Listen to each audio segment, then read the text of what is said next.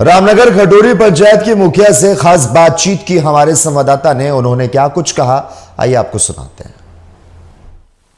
अभी हमारे साथ पश्चिम चंपारण जिले के पूर्व जिलाध्यक्ष अस्मिता चौरसिया है, खटोरी पंचायत के मुखिया है और प्रखंड संघ के अध्यक्ष, और आपको बता दें कि यह वर्तमान में प्रदेश में उपाध्यक्ष हैं, जो बगहा विधानसभा चुनाव से आगामी विधानसभा चुनाव लड़ने के लिए अपनी दावेदारी कर रही है। इनसे हम बात करेंगे कि जन सुराज जो पार्टी है वो किस तरह से उसका आगे बढ़ेगा और क्या उसका मुख्य उद्देश्य है।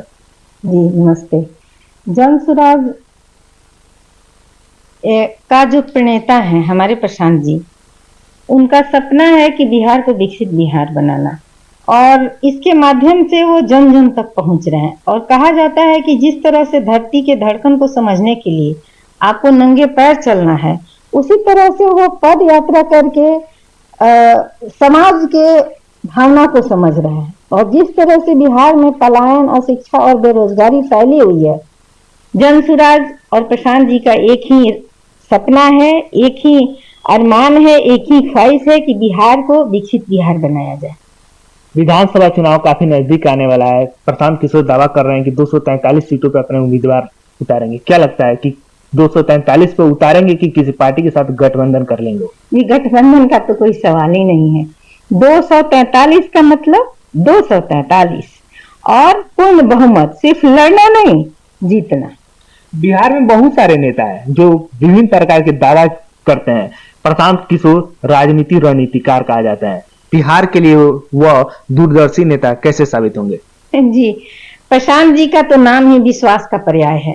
जैसा कि हम जानते हैं, प्रशांत जी 10 साल तक यूनाइटेड नेशन में काम किए हैं, फिर 2014 में प्रधानमंत्री जी को प्रधानमंत्री बनाने में सहयोग किए हैं, और कई राज्यों में अपना वो पूर्ण रूप से सरकार बनाने में सहयोग किए। जैसे हाल ही में आप जिस तरह से पश्चिम बंगाल में 2022 में ये हो रहा था कि ममता जी हार जाएंगी, लेकिन प्रशांत जी के नेतृत्व में ममता जी चुनाव लड़ी और वो जीती भी।